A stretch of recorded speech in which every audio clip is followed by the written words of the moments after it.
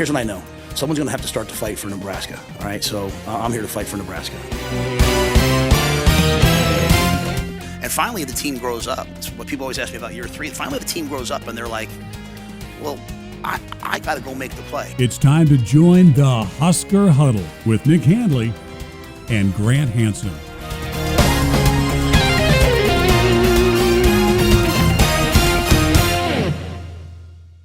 It's another edition of the Husker Huddle with myself, Nick Handley, alongside Grant Hansen. Happy you are with us on a big game week. And, of course, all of our Husker Huddle is brought to you in part by Omaha Steaks. And, yes, let's get right to it because, all right, the non-conference portion's out of the way.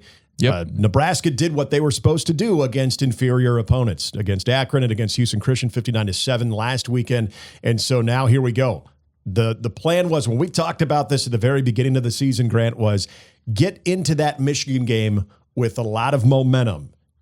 Go into that game at 3-0. Feel good about that 3-0. And to this point of the season, Nebraska has done everything that they could possibly have done to, I think, invoke that excitement for this game. I mean, all you could maybe do is maybe have beaten Cincinnati by more, but I mean, I think that's nitpicking, right? Yeah. Like the first quarter of the season gets pretty much an A. Mm-hmm. You know, I think maybe a B+ if you wanted to be a little bit more critical. You could drop the grade down to there. But look, if you had kind of sleptwalked through the Akron and Houston Christian game, then maybe I can feel a little bit more nervous. But look, they played the opponents that are on the schedule, and they did what they were supposed to do against those opponents, and now they look ahead to Michigan. This is a ranked team. This is a blue blood brand on a national stage on CBS at 2:30. This is the type of game that you come to Nebraska to play if you're a recruit. Absolutely. This is the type of game that you've been looking forward to as a fan of this program for 3 years. This is the type of year 3 game that you need to see Matt Rule and company win. And so it's exciting.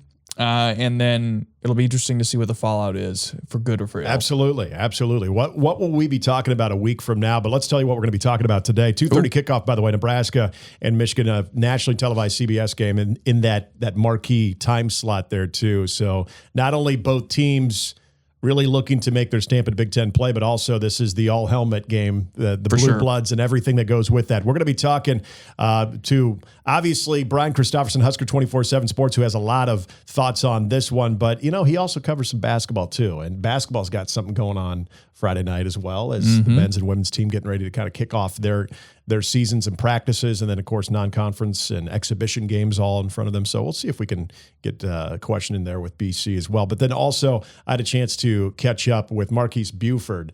I probably could have just interviewed me because we know he at Big Ten Media Days, he's one of those guys who has a little interest in the media as well. But Marques Buford, one of the not only the heartbeats of this defense and the veterans of this defense, but a guy that I think is going to be very key in this particular matchup as well.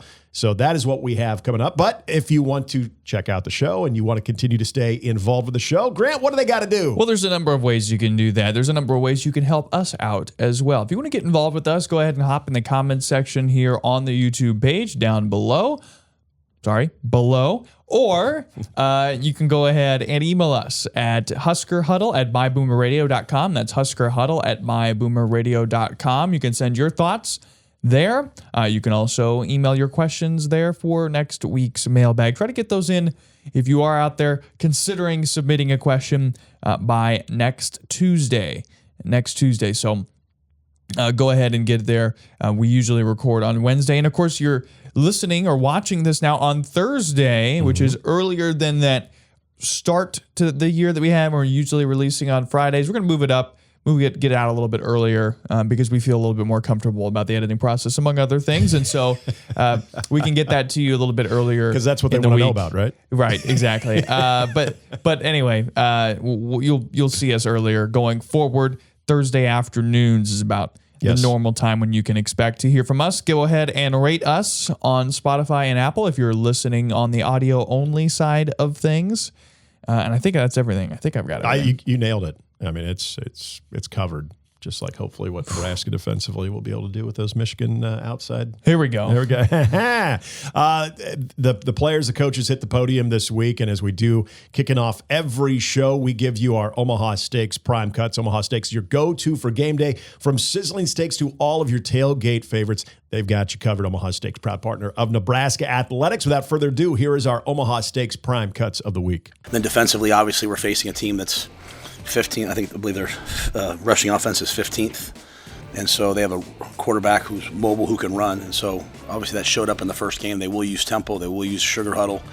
So those are things that showed up in the first game we haven't seen in the last two, but we'll have to be prepared for that. Nah, it's not tougher at all. We just approaching this like another game. Just making it all about us, focusing on what we have to do, and just going out there on Saturday and executing. It's never, about the other opponent. Can't waste plays.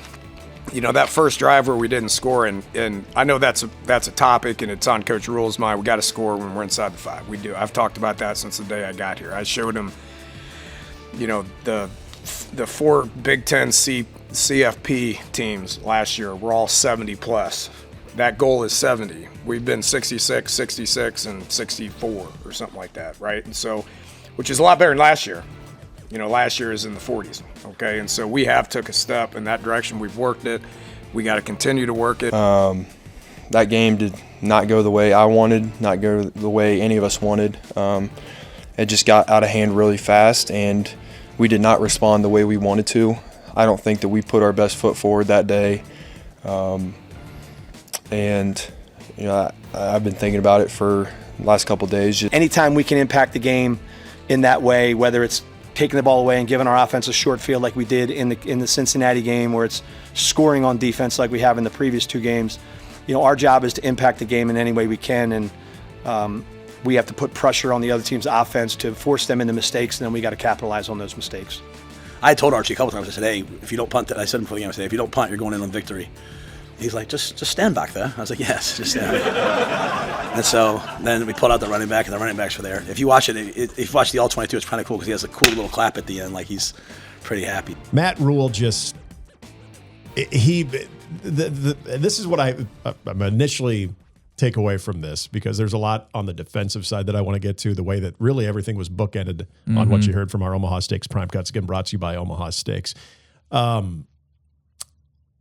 If things get a little choppy, a little rocky at all this season, which very well could happen. Sure. The schedule has a lot of different obstacles.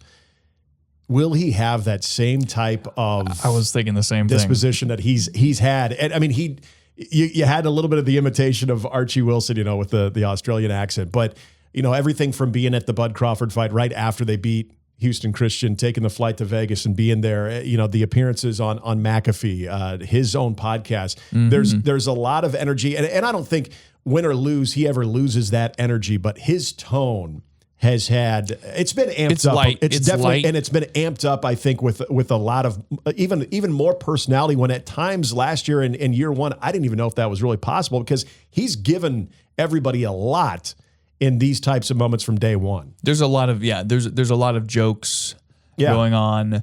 And so I do wonder that a little bit, is if they lose this game, does that change? Even John Butler, this bite was cut for time, but he made the joke, about Williams-Nwaneri picking up that fumble, being maybe a little bit loose with it on that scoop and score touchdown this past Saturday. He referenced Leon Lett. And it looked like an orange. He said it looked like an orange. He picked up an orange.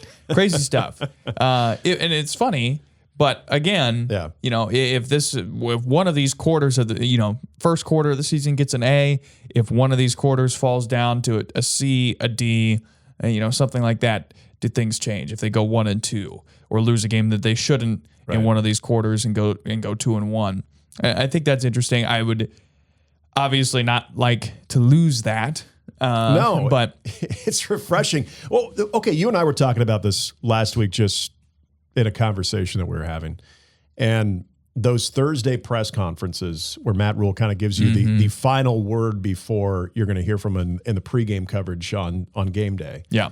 Usually, if those things went over 6 or 7 minutes, it was something. Yeah, it's usually 10 minutes, 12 minutes business. Very down, strict question, answer. Question, answer.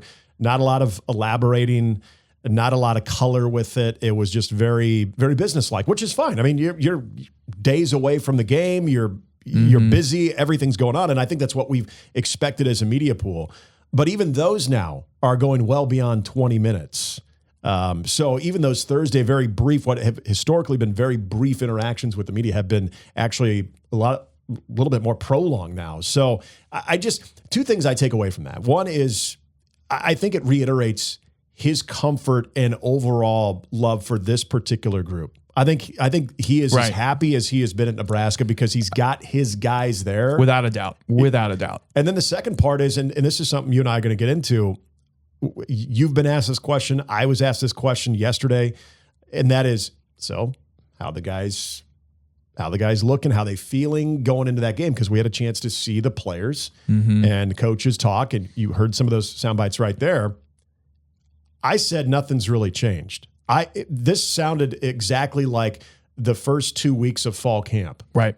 And so I think that's a good sign. No, they don't seem like a tight group or anything like that. So I think that was also part of what you heard from Matt Rule as well. They keep beating the same nameless, faceless opponent, man, not the brand drum. I mean, that has been going steadily through, and it shouldn't change, right? If that actually is truly your philosophy, it should not change week to week. Houston Christian to Michigan, it shouldn't, and it hasn't, except for one exception, and we had that exception in our prime cuts this week, and that was Heinrich Harburg, who was asked about what was like the last time that Michigan came to Nebraska and almost shut Nebraska out, if not for Joshua Fleeks, and that 45-7 loss for the Huskers when Heinrich was the quarterback at Nebraska in year one of Matt Rule.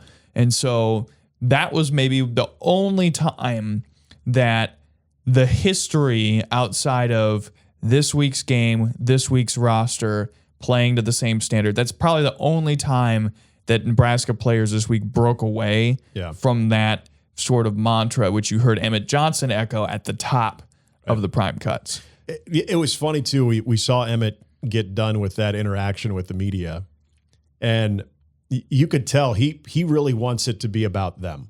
When he came out of that interaction and he was talking to some of the personnel, he definitely reiterated that he wants that focus to be on this Nebraska team. And I get that because I think in so many instances in previous years in these types of games, this spans, Grant, I think all the way back to the Bo Pelini era. There was always that narrative about Nebraska, or even a 9-win season. What was missing on that resume was that marquee win. And I don't know this to be true, that Nebraska was focused too much on the opponent, what's at stake, where they could go if they could clear that obstacle, what could happen if they don't. I don't know if they were in their head so much about the opposition or not. Obviously, there's scouting reports. You know what your job's supposed to do. But I think this theme this week, if the team really does believe in it and really does play up to it, of if we execute the way that we are 100% confident in executing, then we feel we can beat anybody on our schedule. If that's their mindset, and if that's a change from what we've seen in these types of games in the past, so be it. Well, and it comes back to what we were talking about around Big Ten Media Days, of the difference between year one, year two, year three is the progression of realization of, I've always had the talent to go make the play. I just need to go make the play. Yeah. Right. To go These are make all the pick players, that Malcolm Hartzog made. Yeah. Right. So I'm interested to see how that plays out this week. You know, the run game side of it is fascinating. Yeah. You know, if Michigan leans into the tempo that Cincinnati played with, does that cause any problems for Michigan? Right? Because this isn't a team that's used to playing with that tempo. If they decide to lean into that a little bit more with what Bryce Underwood has shown through the first 3 weeks of the season, I'm surprised too.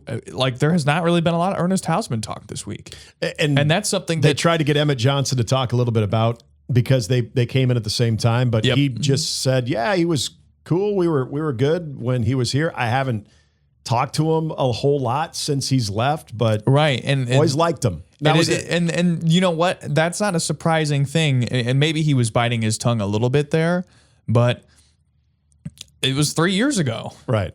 And so a lot of the guys that maybe were close with Ernest when he was here are older guys that have either graduated or gone, younger guys that maybe didn't stick around the program, right? So that's, I think, as a guy, the Nebraska media does lean towards that because it is a story. I mean, you have to ask about it.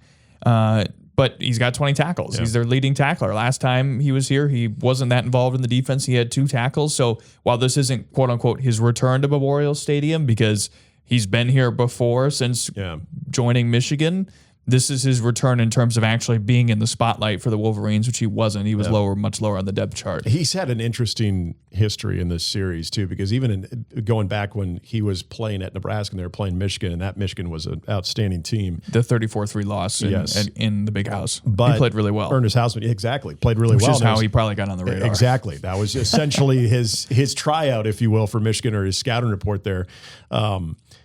The defensive part of this, Grant, that you just brought up there is very fascinating, and I think extremely a big part of this conversation as people are getting closer to this game. And what I mean by that is you heard the first clip, Matt Rule talking about the tempo, the things that they want to do to really kind of push a little bit of that envelope offensively. This defense saw a little bit of that against Cincinnati, but it's going to be much better personnel on the Michigan side of it. You heard John Butler there kind of bookending our prime cuts, by all mistakes, of what they have to do to be impactful. And as an impactful defense, whether it's being able to flip the field, being able to, in the last 2 games like they have, been able to put points on the board with the pick 6 and then, of course, with the scoop and score, and then, of course, the safety in the game against Akron. All of those things are huge. And this is where I look at the experience at least you got against Cincinnati for a team that wants to do that. But then we saw how effective Cincinnati at times really was. What you've learned from that, but also what you've gained from a confidence standpoint. Because since then, you and I were talking about this during Husker Hindsight, the numbers that Nebraska defensively has been putting up and the fact that they are best against the run right now. Mind you, we understand the opponents that they've played. Right. But, against the pass they have not allowed a 100-yard passer yet, that all of those things that build up the confidence, this group is going to walk in feeling as if. And I think that's a big part of this matchup, regardless of the competition you played, that group, that defensive group that needs to be on point, that can't have busted assignments, that even when they've got everything covered up in the passing game, that they cannot let Underwood hurt them by extending the play and just making an athletic play. All of those things, that attention to detail, I think goes a lot further when you walk into the game like Nebraska will, feeling as if they are one of the top units. Yeah, and look, they'll have their hands full with Justice Haynes, who's averaging over 7 yards per carry, almost 8 yards per carry, 5 touchdowns. He's a large part of this. They're going to have to be sure in tackling, which you should be by week 4. That's going to be a big piece of this. Integrity in run lanes, all of that. I'm surprised to some extent that there isn't as much discussion about Nebraska's offense going into this week. A lot of the discussion really seems to be based around the defense, and can Nebraska's defense contain Michigan's run game. I don't know if that's just because it's so obvious that Michigan is a running team and Nebraska's biggest obvious potential weakness going into the season was defending the run, but there really is not that much discussion about, can Nebraska move the football? And some of that could be that. Some of it could be just a quiet confidence that Nebraska is going to be able to do what it wants offensively, at least enough to win this game. And I kind of agree with that. Yeah. I think Nebraska will be able to hang with Michigan's defense fairly easily. So, we'll see how this all plays out. But this is as talented of a Nebraska offense as we've seen probably before 2019, I would say. So, I think as you approach that, there's all that. There's the storylines of trying to, pick up a ranked win, break a streak that's almost a decade long at this point without a win against a top 25 team. Matt Rule would be win number 4 against the top 25 team for him. So there's a lot on the line this week for Nebraska. And yet I don't feel as if, at least in the press side of things, we were still seeing in those public appearances from Nebraska players that quiet confidence that we noted throughout the coaching staff, throughout fall camp, Big Ten media days, all that sort of stuff. It's just a matter of fact, we're going to handle our business. We're going to control what we can control. And I know it's all a lot of coach speak there, but I think there really isn't just a lot of random pomp and circumstance and outside stuff. They're pretty focused on just handling what they can handle on a day-to-day basis. I will throw this in there here before we get to Brian Christopherson. That is, you heard Emmett Johnson talk and you heard Dana Holgorsen talk, and two key factors in this game. Obviously, Dana Holgorsen overseeing this offense, but we all wanted to know what the durability could be for Emmett Johnson after that workload against Cincinnati. Mm-hmm.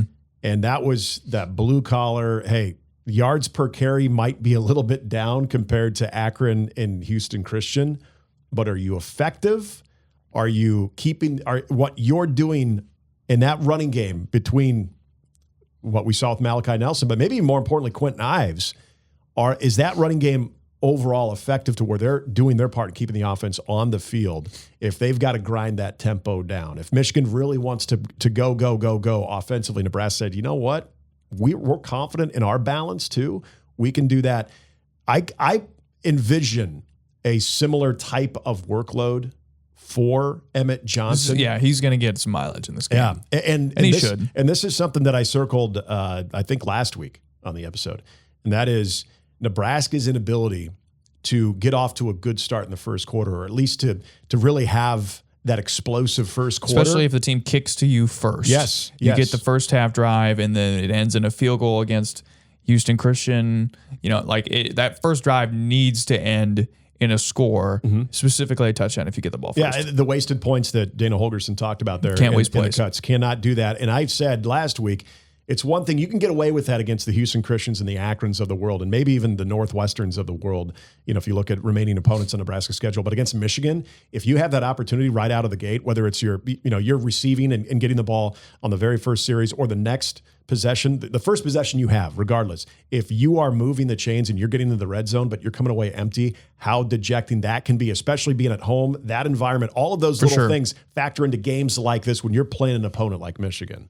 Well, let's talk about our friends at Omaha Steaks, shall we? Let's do that. Hey, by the way, New York strip was on the Handley menu this week, and talked about the sirloins before, which of course they're Big Rab sirloin's good. They are fantastic. But the New York strip, why am I surprised? I'm not surprised, but it was fantastic. And this is the beauty of it. I loved it. My wife loved it, but also my son is getting, my almost 5-year-old son was really happy with the steak, and to get something that he likes is also raising him right. Very tough. That's right. But hey, it's big tailgates going on this weekend. So whether you're doing the steaks, but I also want to mention, because I was part of a contest with Matt Rule of that smash burger. Sean Callahan was with us as well. Yeah. They've got those pre-made smash burgers too. So you don't even have to do the smash. You just throw those babies on the grill and they're ready to go. And you think, oh, well, if I'm not smashing them though, does that take away the flavor? No.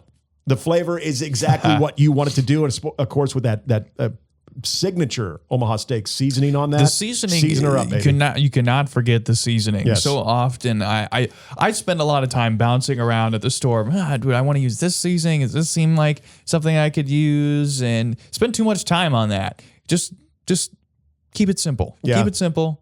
Go with Omaha Steaks. Yeah, maybe saute some onions, throw them on there, a little cheese. Also a great idea. And then you've got yourself a game day favorite. And Omaha Steaks, and we are trying to make this easy on you as well, because right now they've got their Red Hot sale going on. And if you, which, by the way, during that Red Hot sale, you can get 50% off site-wide at omahasteaks.com. Big deal. But as you're listening to us or watching us, let's throw another $35 off that order by using the promo code Huddle. That's 50% off, folks, at omahasteaks.com, and an extra $35 off with promo code Huddle at checkout. You can see the website for details. Getting ready for the big Nebraska-Michigan game. As we do so, talking to, I like to think, one of the better guys when it comes to not only covering Husker football, but also basketball, but then another guy that I can commiserate when it comes to American League Central and NFC North frustrations. Even though our teams aren't aligned, Our next guest, Brian Christopherson of Husker 24/7 Sports, is a big Vikings and Twins fan. As many know, I'm a big Cleveland baseball team and We're all Chicago Bears AL fan. Central. Yeah. AL Central boys. Central, North. And so when we had a chance to see BC earlier in the week to talk a little bit, it's amazing, Brian, that this always comes back to your Vikings, my Bears, your Twins, my beloved Cleveland baseball team. And we very seldom have good things to say about our teams. Yeah, that's interesting. Why do we even watch sports? You sometimes wonder. No, we do it because it's a marathon, and one day, Nick, it's going to happen for my Vikings. Probably not for your Bears. There it is. You've got one, though. You were alive, right, when they won the Super Bowl? That was actually my first real memory of being a Bears fan. I was 6 years old at the time and watching that with my dad and thinking, this is how good. This is what it's like all the time. Yeah, absolutely. And boy, did I grow up being disappointed. Sold a really, bill of goods there. You're still disappointed. Sure. I am. Yeah. When the 98 Vikings were just lighting up the NFL, I was in high school. And, of course, they lose when Gary Anderson misses the only kick of the entire season that he missed. And after the game, I'm like, that's all right. We'll be back next year. You know, we're gonna do this again. We'll run it back. We'll get there. Still waiting on that. Speaking of Nebraska, speaking of just big games, does it feel like for the first time in a while that there is that big game feel around the team? But and the reason I ask this, and let me preface this by saying, I don't think this team seems any different than what they did in fall camp, but you can sense it. You saw the different CBS production interviews going on with some of the players today as well. It feels like not only there's that big game feel leading up to Saturday, but it's a tangible goal that Nebraska could finally seize this moment. Yeah, as much as guys say nameless, faceless opponent, it's hard to really buy into that. But I like what they're doing. I mean, I like their approach. It's just like, hey, this is our standard. You meet your standard, you'll take whatever result comes with that. And you do want to get that in guys' heads. Like, if you perform like you're performing on a Tuesday practice when the lights are on and when they're keeping score, we'll take that for the most part. So I think that's wise of this coaching staff to have really drilled that into guys. I think there's some veterans on this team that are pretty good about keeping that message consistent, but it is going to be tough. And when you get to Saturday, especially for us in the media and the fans, there's always that moment where the Husker band plays the other team's fight song, welcome into the stadium. And they're gonna play that famous Michigan fight song, and it's just you're gonna feel it. It's the goosebumps. This is a helmet game, and I know so many people have spent the last 2 decades. CBS at 2:30 is that slot. It's like one of the great football slots in sports, really. So you're part of that. It's 2 famous helmets. But I do like at least how this team is talking about controlling their emotions and their process of just handle what's in front of you like it's like you're playing Houston Christian again. But it'll feel different when we get there Saturday. BC, I want to go to development here for a second because that's something that's been front and center, I think, a lot during Matt Rule's tenure as head coach. Nick and I were talking before the season started a little bit about Grant Bricks, and Nick was saying, man, I wonder where he's at. Why isn't he factoring necessarily into the equation yet? I said, look, there's a part of me that wonders if that type of player, the player that's here at a program for 5 consecutive years, takes a red shirt, is willing to take the back seat, doesn't get recruited over through the transfer portal. How common is that? The Isaiah McMorrises, the Davon Halls, guys who have left this program in recent years because there hasn't been playing time for them, or they didn't quite develop the way they wanted to. And I wondered, man, I don't know if there's a player like that exists. And then yet you have guys like Rex Guthrie, who had a senior year. He had a huge injury that kept him out all season, his senior year of high school. He's making an impact this year as a guy who has been developed over multiple years in this program. Donovan Jones at corner is making an impact. Is there still room in college football at Nebraska for this type of player, or is Matt Rule's program kind of an outlier compared to the national scene? It's a good question. I mean, it's probably becoming more rare across college football. I think Nebraska's roster is pretty interesting, though, when you look at it, because they do have a lot of like second and third year players. I mean, it's really heavy with those type of guys. And obviously Donovan Jones and Rex Guthrie are prime examples of that. But even at the running back spot, like the backups behind Emmett, those are your second and third year guys. And now we're going to see how they develop them. So I think in a way, Rule's program, I don't know if you'd call it an outlier, but I think they are still, like, when you compare them to a lot of teams in the country, there is that belief in development. Like, if you just keep chopping wood in this program, you can make a difference. And you mentioned Grant Brix. I mean, this is a good thing, what they have on the O-line right now, because you have a starting five that is full of veterans who have played a lot of college football games, aside from Gunnar Gattulo, who's in his third year. Most everybody's in that 21 to 23-year-old age bracket, which you kind of like in the Big Ten, in your trenches. And then you've got this cycle now that's spinning where, like, your guys like Jason Machachok and Grant Brix and, Sledge, those guys, like, maybe they're a year away, and then they get their crack at it. And then hopefully, they give you 2 or 3 good years and there's someone else behind them, whether it's Preston Tamua, whoever it may be. So I think that's sort of a cycle you need to get into on the O-line, and I'm kind of encouraged, actually, by how that's looking on paper. Now, we'll see what it looks like in a year or two if that's what's actually transpiring. But I think there's some optimism there.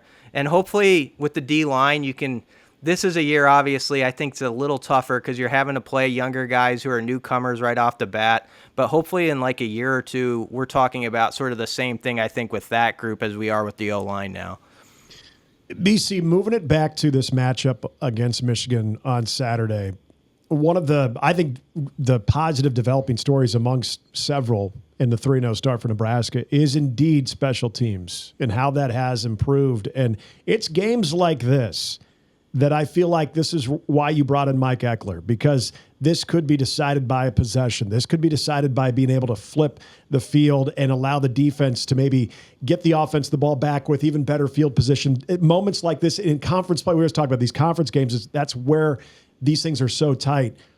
Have you seen enough special teams-wise that you feel this could be a very big factor for Nebraska? I'm optimistic about it. And I was just talking to the guy from our Michigan site. They're a little worried about their special teams, actually.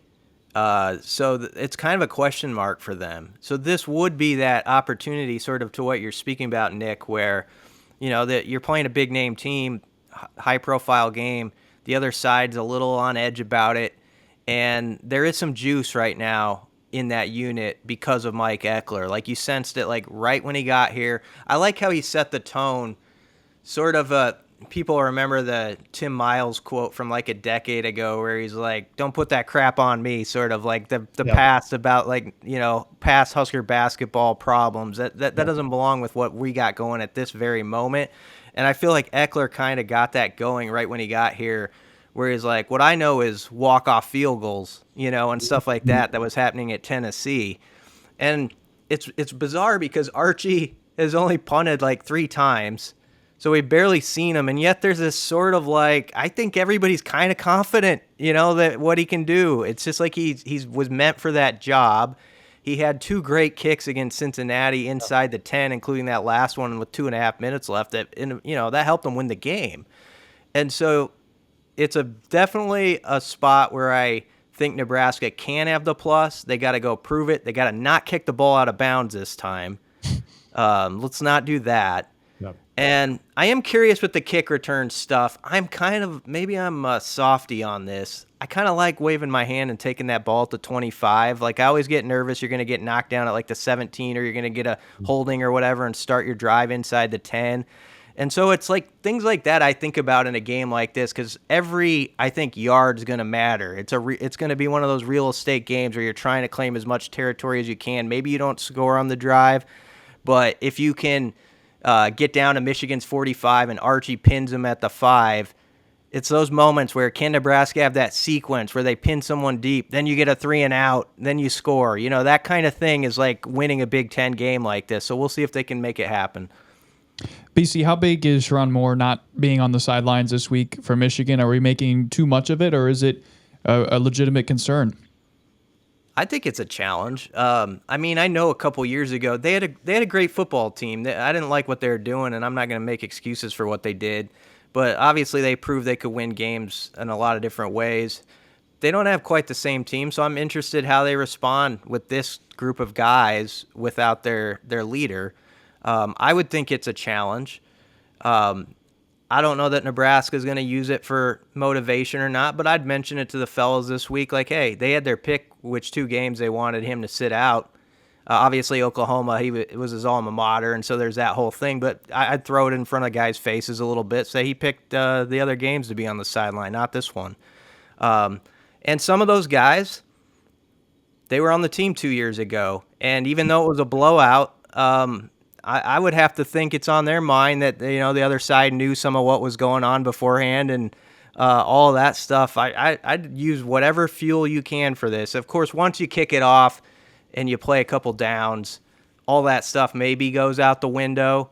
But whatever you can throw at guys to drive them in the days beforehand, I say do it. And so I think Nebraska could find some motivation there, and we'll see if Michigan is discombobulated in any way from it.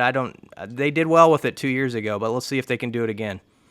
Brian Christopherson, Husker 24/7 Sports, joining us. Brian, the other part of this matchup that I do find intriguing, because Nebraska had a little bit of this test against Brennan Sorsby against Cincinnati. Now they've got less experience, but probably a little bit more explosive, pure athlete playing the quarterback position the way Underwood can throw, but also his legs as well. And he's a bigger dude as well, much like Sorsby. What do you think this defense learned from that first test against Cincy that they can apply into this game against Michigan and more importantly, Bryce Underwood? I think it's potentially a blessing in disguise that you had that game against Cincinnati, because you put it on tape. Obviously, Michigan's looking at it. They think you are a little suspect there, and maybe you are. But you've also had time to talk to your younger players on the D-line about rush lane discipline, caging a quarterback in, all that stuff. There's good teach tape there to learn from. So we'll see how much they do with that. It is interesting.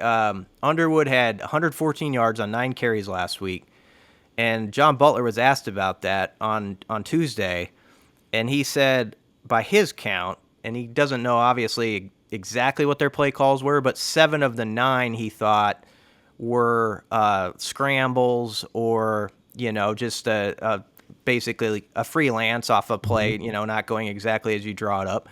And there were only 2 that he counted as design runs. So I don't know. There's maybe this thought that Bryce Underwood is kind of a runner that's built up because of last week's stats, but I still think he's more of a pocket guy at heart. So I'm interested to see how much Michigan wants to test Nebraska in that way. I would guess they have a couple design runs to throw at Butler's defense, but you got to see an active group on that Husker defense this week. It's got to be a unit where they're getting off the ball and cause a couple negative plays. That was the part that's a little worrisome. You haven't played a power conference team since Arrowhead, and they only had 2 TFLs, no sacks in that game, and really didn't get that close to Sorsby for much of it.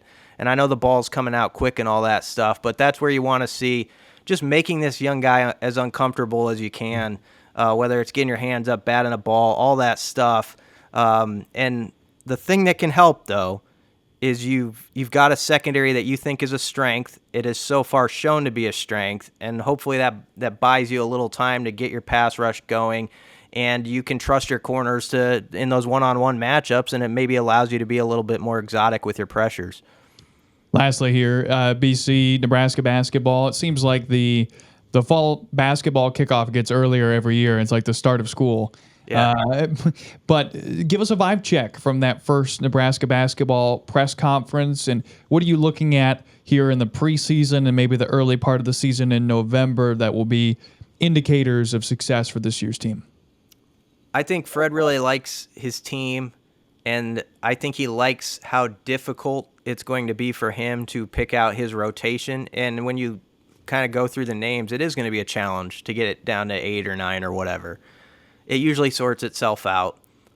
But it is an interesting group because I think it's more of a Fred team. Like, it's a squad that can you can put 5 guys 1 through 5 on the floor who can all stretch the floor, shoot it. I think having rink mass is big, where you can let him facilitate more, get some of those cutting baskets we saw 2 years ago. You know, like Casey would. Everybody talked about him as an outside shooter, but think of how many times he would steal a layup, like on a back cut or something, from rink. And I think there's a possibility for more of that.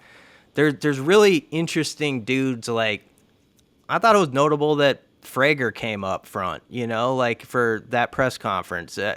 There's been good reviews about his game and his athleticism, and he's not going to be Jawan Gary right off the bat, but he's got sort of I do think he has some of that intensity and potential junkyard dog qualities to him as his career goes. So he's a young guy I'm interested in. Obviously Sanford, you know, and what I thought he was playing his best basketball at the end of last year for Iowa. So that's exciting. Jamarcus Lawrence, what he does in his return. So you can go through and we could name off 8-10 guys, and they all have an interesting storyline. I think there's more of those examples probably than most teams I've covered doing it. So that's kind of exciting when you feel like there's something interesting at kind of each angle you look at.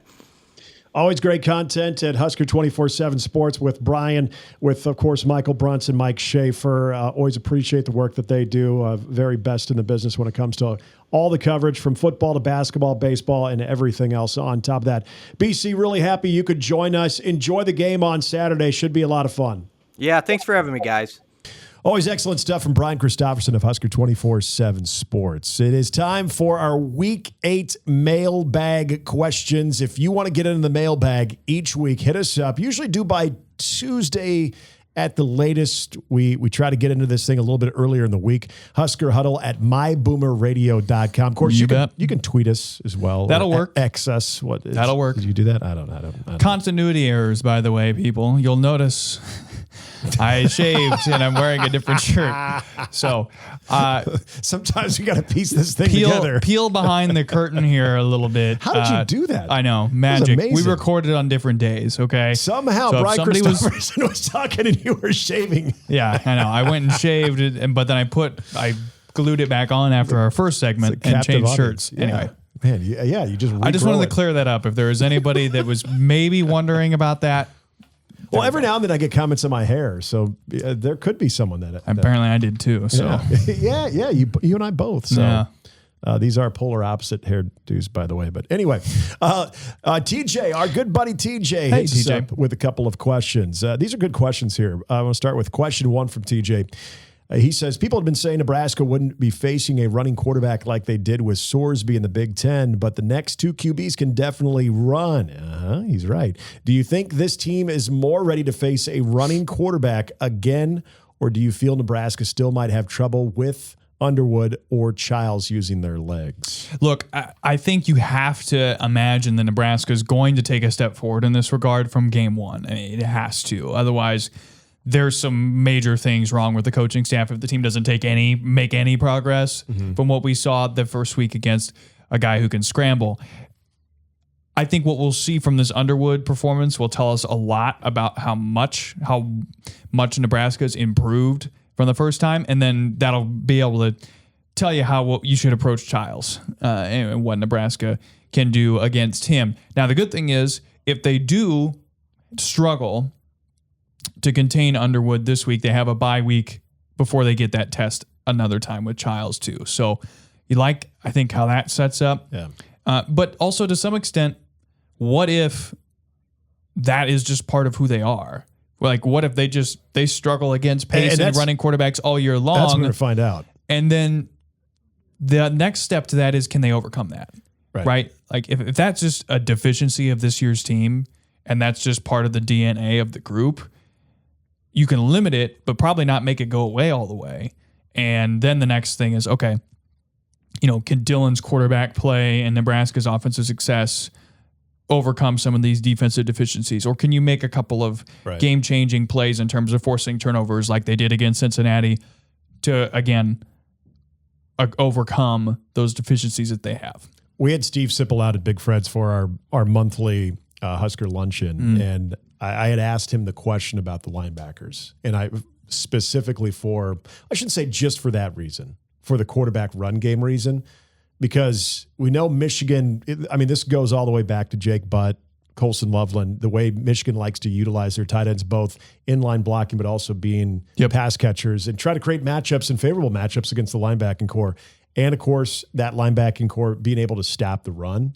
All of those things, I think, do put the linebackers in a very key spot in this matchup against Michigan. And I think subsequently Michigan State after the bye week. But for TJ's question, I know a lot of people like to really focus in on the defensive line and how they're getting pressure. But I also think my biggest concern in this matchup is you can do everything you are supposed to do from a coverage standpoint and have the lane integrity. But when you have a guy who's sizable as Bryce Underwood, he's not just it's not like a Denard Robinson, a shorter guy, just really fast, quick twitch. This is a large, fast guy that can move. And so I think that linebacking core having to be disciplined. I know I was asked the question, do you spy? I think sometimes that spy term is thrown around loosely. I think it comes down to whoever is going to have the principal, their principal or their overall assignment of making sure that he doesn't break contain when everyone else is doing their job, lane integrity, all of those things. I think this linebacking core is going to be just as impactful in trying to stop both of these quarterbacks, but especially in this game with what Michigan wants to do in the running game and also the way that they use some of their tight ends. Yeah. Sipple said something too by way of Bill Bush at this luncheon, which next one's on October 22nd. Sean Callahan will be out there at Big Fred's for our Omaha listeners. But he said that Underwood is the type of guy that excels when the coaching stops. And I was a way I hadn't really thought of any of that before. It was a good way of putting it where, look, once the play is run through its entire script and it's still going and it's just scramble drill, what happens? And that's one of the areas where he succeeds. TJ also asks, after watching the first 3 games and knowing the competition is about to ramp up, how big or small do you see Nebraska's margin for error being?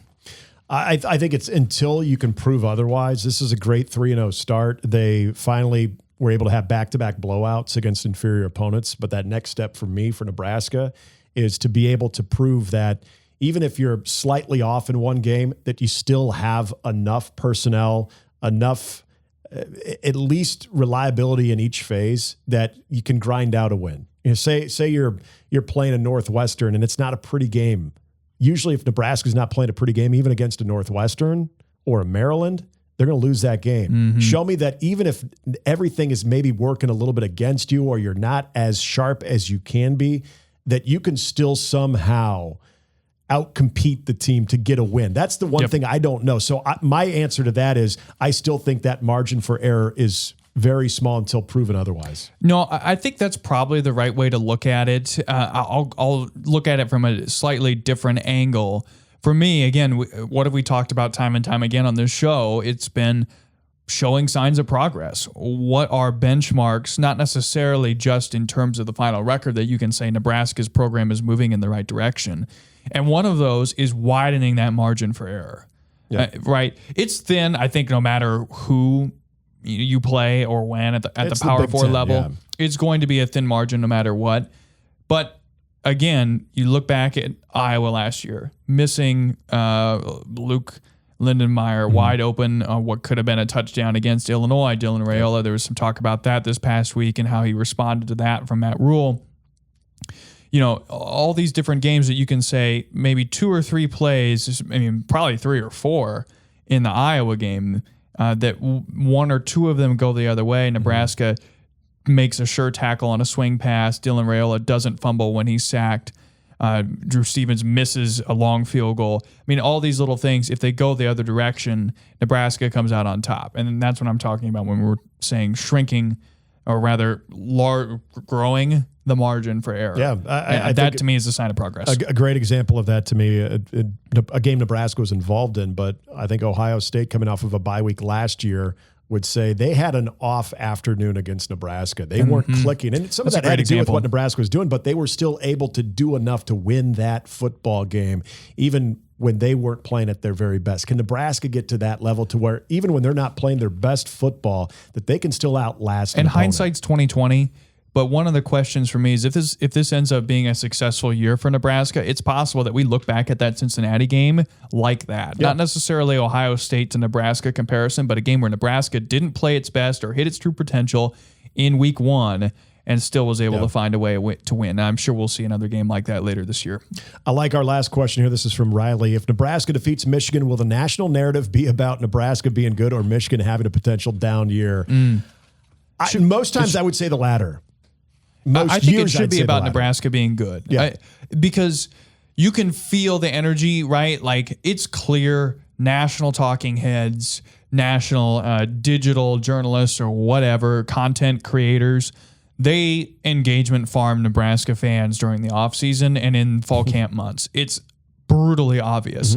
No team has been a more popular pick to click before the season began than Nebraska, probably since 2016. Everybody has predicted 7-5, 8-4, whatever, right? Usually what happens is Nebraska loses a game like this or doesn't start 3-0 or loses to Cincinnati in week 1 and immediately Nebraska's pushed aside, as they should be. And it's clear that people were just feeding you sunshine and rainbows at the beginning of the year that they didn't truly believe, right? But it'll be easy, I think, especially with Matt Rule and the stuff that he's done on a national level. 100% it will be very, very easy for people to buy into Nebraska if they beat Michigan, in my opinion.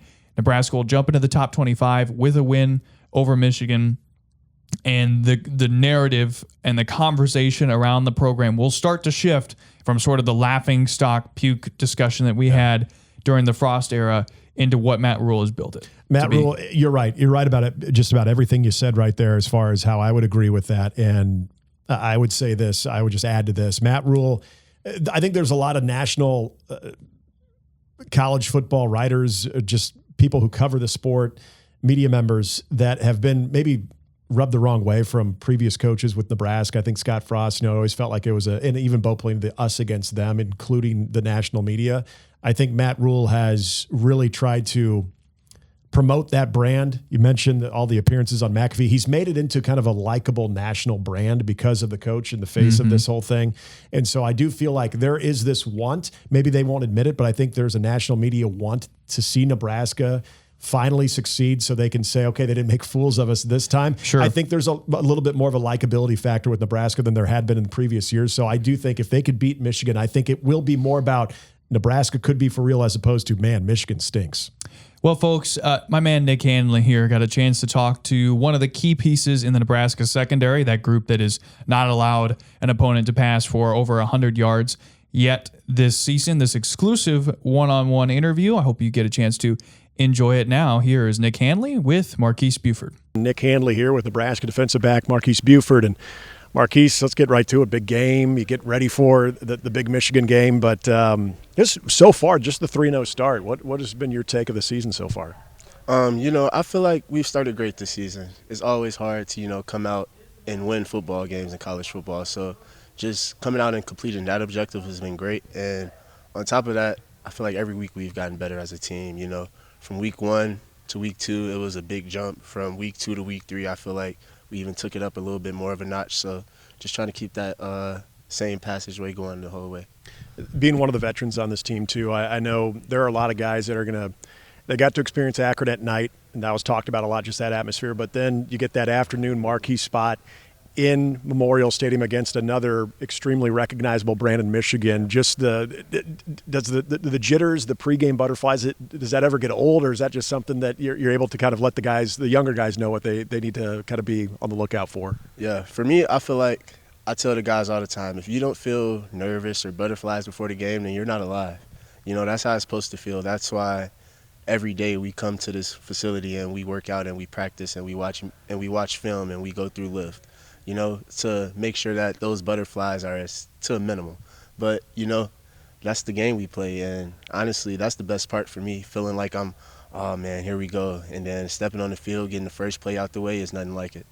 You talked about the defensive improvement week in and week out. When you look at some of the things that you took away all the way back from that Cincinnati game and a dual threat quarterback, and going to have something similar this week against Michigan, where do you think you guys maybe made the biggest jump, both individually and especially in the secondary?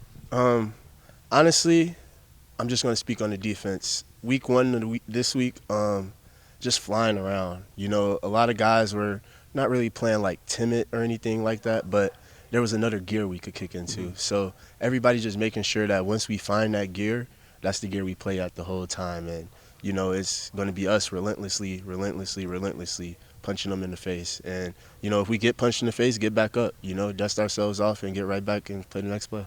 We heard John Butler talk about this a few weeks ago, that you guys would sometimes give him a little bit of grief that you miss him. You don't see him in the meeting rooms on an individual basis as much, but you've seen a little bit of the change of leadership when it comes to the coaching staff. But you've been through that too. Have you been able to just take that in stride pretty well? Yes, for sure. You know, we give Coach JB a hard time from time to time. Like, dang, Coach, we don't see you that much anymore.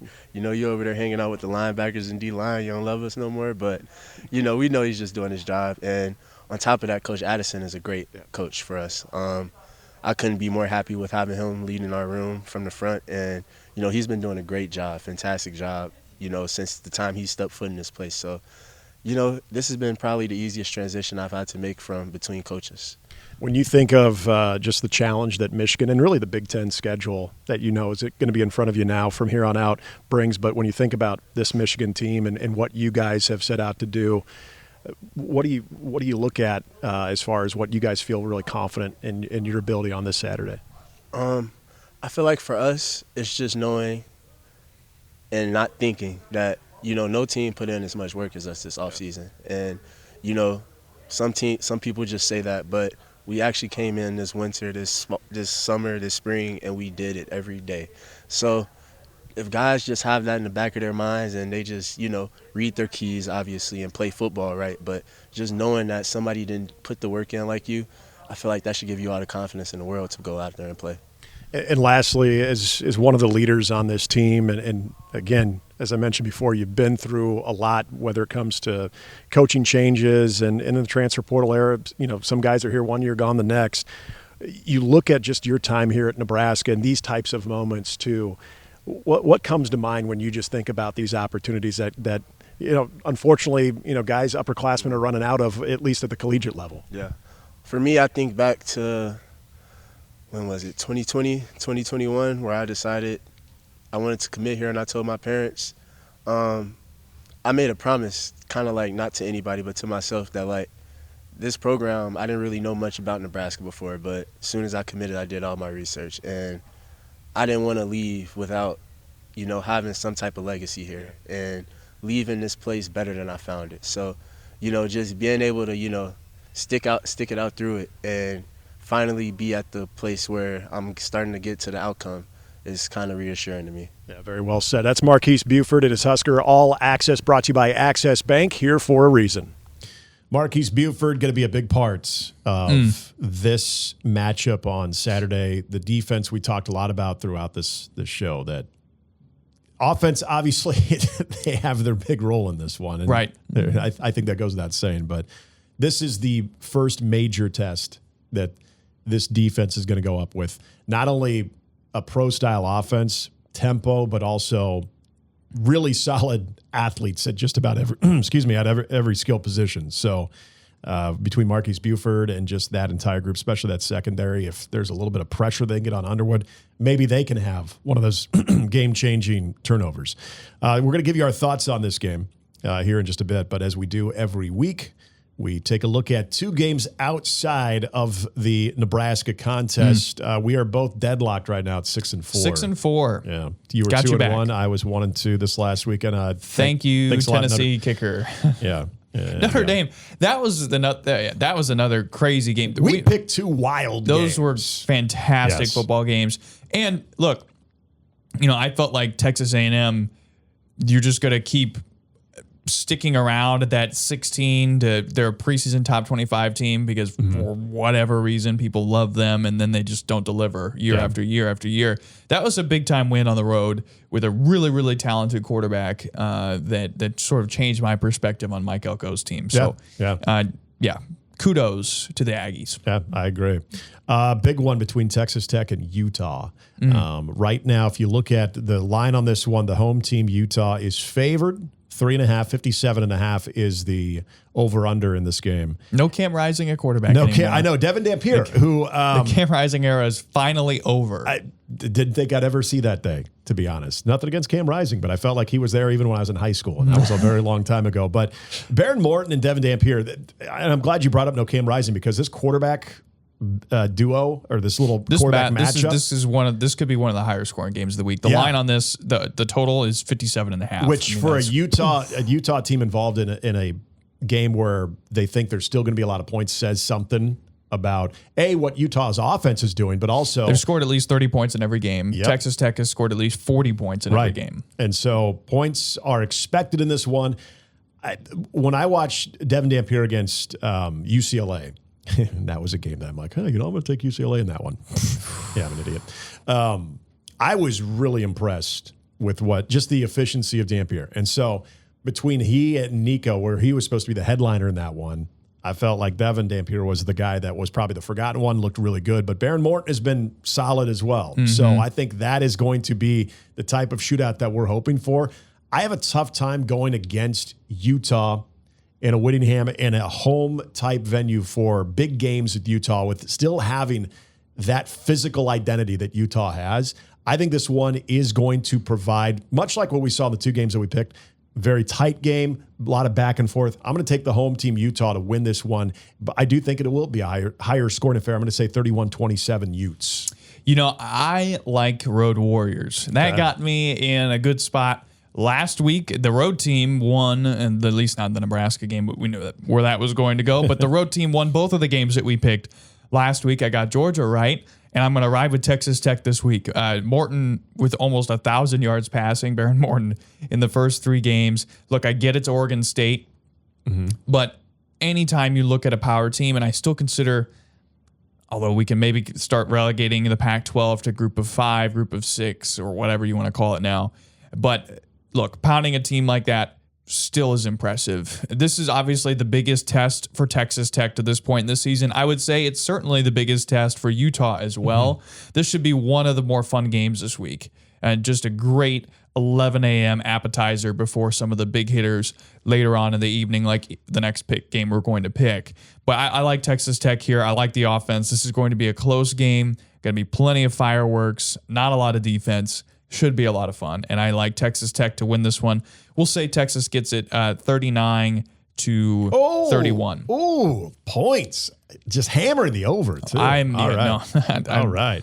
I mean, the under is actually, the over is more likely, according to Vegas. You're smoking the over, though, too.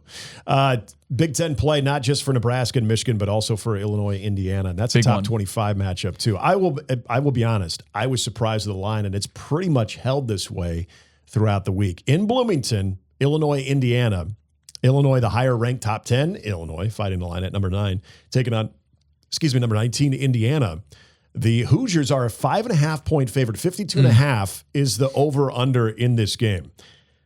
First of all, there's the quarterback matchup in this one that I think is good. Fernando Mendoza, I like, but as you probably have discovered now, I'm a huge Luke Altmaier fan. Yep. I think Luke Altmaier is the real deal. I also am a big fan of what Illinois has been able to do running the football, and they've done so, I think, in a way over the last couple of years and with the Brett Bielema team, but even going before that with Lovie Smith had some good running backs. I like Caden Fagan. I like what he has done at this point too. But then I look at some of the playmakers that they have between Beatty and then on the other side, Omar Black with, why am I blanking? Kaleon Black for Indiana. There are some studs on both of these teams' offenses, but I have said that Illinois, to me, is a team that I think was maybe a little bit overvalued. I agree with that. But I would say the exact same thing about Indiana. I don't like that Illinois is getting the 5.5 dog in this particular matchup. I trust Brett Bielema and Brett Bielema prepared teams and him to use these types of motivating factors to have his team out for blood. I'm going to take the road team in this game. I'm taking not only just a cover, I'm taking a straight up win where I think Illinois is the better team, and I'm going to take the Fighting Illini to win this one. I think it's going to be a tough game, though. 52.5 again is the over-under. I'm going to say it is 24-17 in favor of the Fighting Illini. I'm with you on this 100%. Look, to me, this is all about physicality. Illinois has got it. Brett Bielema teams have that physicality to go on the road to Indiana and win this type of game. And I just come back to the fact that the Hoosiers aren't tested at all. And I know this sounds like a conversation we were having a year ago about Indiana, but I'm with you. And look, it's not to say that Illinois has faced this absolute gauntlet of a schedule to begin the season, but at least they played a Power 4 team in Duke. Yep. And they handled Duke. And they smoked them, And Luke Altmaier, I agree with you. I like him a lot. His experience, his dependability. This is where I've side fully with Illinois. When you have the experience at quarterback, you have the defensive physicality to win this game. I am shocked by the line at 5.5. We'll see. Maybe Vegas knows something that we don't. That happens more often than not. But I'm with you on this one 100%. I love Illinois in this game. And this should be one of the more fascinating games of the week because these are two teams that sort of are illustrative of the problems that we have in college football with ranking teams in the top 25. Yep. Because, look, I don't know necessarily what Illinois has really deserved to be a top 10 team at this point. I know I just picked them, but I don't know what they have done to deserve being a top 10 team other than, well, this is what we think they're going to be this year based off what we know last year, and they haven't lost yet. Right. And the same is true for Indiana, that for whatever reason just entered the year top 25 and has just sort of hung out there despite Nebraska playing a better opponent and having the same record. So I like Illinois. There was my little soliloquy about the AP top 25. Let's talk about Michigan and Nebraska. So we've disagreed on one. We agreed on that game. I'm curious where you're going to be at in this one. We have not discussed where we're leaning on this one. So Michigan, Nebraska, it opened up as a Michigan 3.5-point favorite on the road. We've seen that number come down to 1.5, then get teased back up to 2.5. It's I think a 47. Let me check that to make sure. Okay, 46.5 now over under. So compared to the other two, high, actually. And compared to the other two games, it's a little bit lower than that. But again, those are offensive showcases expected to be played in those other two games. This game, I think, it's important that Nebraska, like we talked about earlier in the show, is 3-0, but 3-0 with confidence. 3-0 not having just skated by. 3-0 where they've been dominant the last 2 weeks and were able to win a one-score game holding a team off that since Cincinnati has looked okay. So I think that this is a very confident bunch. If the defense was able to take some very valuable lessons away from that Cincinnati game and also be able to build off the confidence they gained against bad offenses the last 2 weeks, this should be a confident group. If they can have an impact early in the game, I think that's only going to grow. My biggest concern is Bryce Underwood when things break down. And will he have the moxie as a true freshman to be able to extend into big plays that weren't originally there? Per John Butler, 7 of 9 rushing attempts last week for Underwood were scrambles, not designed runs. Well, and you brought up Justin Haynes, I think is going to be a huge factor for Michigan too. Being able to neutralize, I'm not going to say shut down the run, but neutralize the run. And if they can hold strong, the defense that is, of how they've defended the pass, I think that is exactly what Nebraska needs. You might give up a chunk on the ground, but if you are holding that passing attack and really handcuffing those guys on the outside that John Butler talked about and Matt Rule have talked about, if you're handcuffing those guys and not allowing them to be a factor, I think you can survive a game like that. I really do. Offensively for Nebraska, as I said before, I think it's going to be a little bit more workmanlike. I don't think it's always going to be explosive play after explosive play. I think that could lead to explosive plays in the second half, but I think Nebraska is going to be very much down and distance oriented, is trying to get that 3 to 4 yards per pop on what they're doing and then take their shots when they're there. This is the evolution that I want to see of Dylan Raiola. Quarterback matchup has what used to be a highly touted freshman just like Bryce Underwood now in his second year. Let's see in these types of games, albeit at home, How much has Dylan matured in his overall grasp of the offense? When it comes down to it, I think Nebraska's ready for the big stage with the way where this game falls in the schedule and the confidence that they have coming up. I think this is going to be a white-knuckle game. I think Nebraska, very similar to the Cincinnati game, they will hold off Michigan in trying to tie it up. Nebraska wins 24-21. Yeah, I picked Nebraska to win this game against Michigan before the season, and I'm not changing now. I am changing. I had them losing this game. Because it's for the same reasons that I had before the season. Nebraska has to win this game. Mm-hmm. If Nebraska is going to truly take a step forward, this is the biggest area where you can prove to the country that Nebraska is on the upward trend, that it's not just going to be a 500 level season, not just 7-5, not just a fun story to talk about during the offseason and get engagement and get clicks before the football games are actually played. You have to win this game. And I think you can sense the confidence that we talked about from this team. It's matter of fact. It's business-like. Now the question becomes, what did you learn from Cincinnati? Can you contain Bryce Underwood? Can you actually have not just QB contain on the edges of the pocket, but keep the interior, the middle of the pocket solid as well, so he can't get out and run. Yep. His initial inclination, I think, is interesting. We talk a lot about that this week. His initial inclination, at least according to Nebraska's staff, is that he's a pocket passer. He wants to do that first. Yep. But I still don't see like a Roman Wilson level body in the receiving core for Michigan.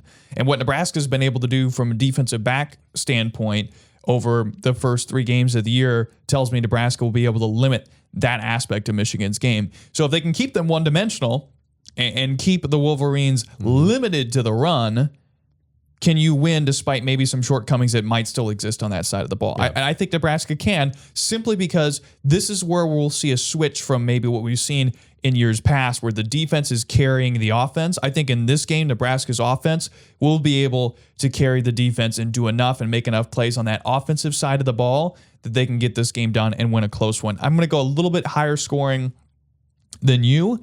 I'm saying 28-24, Nebraska, the Huskers, able to get it done here at home, move to 4-0 and into the top 25. Yep, that would do it. I totally agree. That would do it.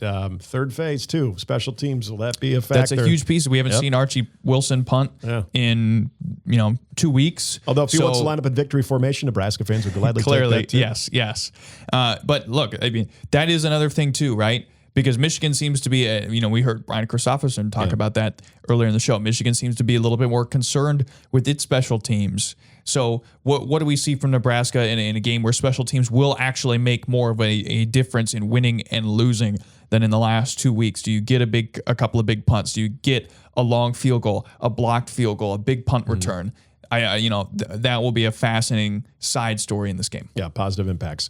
All right, that's going to do it. We are out of time. Appreciate you checking out the Husker Huddle. Again, whether you're watching us on YouTube, make sure you subscribe to Performance Podcast. Also, give us a like on Spotify, on Apple, wherever you're getting your podcasts. We will be reacting to this game Sunday, Husker Hindsight. Husker Hindsight, don't miss it. Yep, Boomer Radio, and that will get underway at 11 a.m. Of course, Husker football coverage begins on Boomer Radio starting at 10:30 a.m., kickoff at 2:30, also with a CBS nationally televised audience. For Grant Hansen, I'm Nick Handley. Enjoy the game. We'll look forward to talking about it when we meet again. Have a great rest of your week.